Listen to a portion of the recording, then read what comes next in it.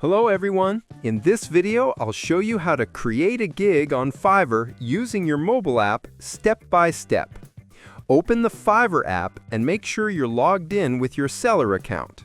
If you haven't switched to seller mode yet, tap your profile icon in the bottom right corner, then select Switch to Selling. Now tap the Gigs tab and hit Create a New Gig. First, enter your gig title.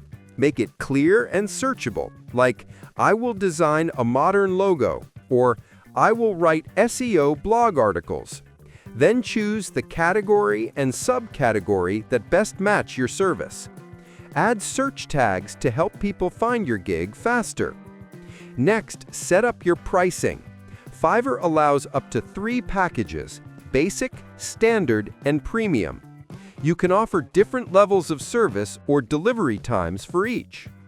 Then write a detailed description, explain what you offer, and include any FAQs that answer common questions. Now it's time to upload your gig images or videos.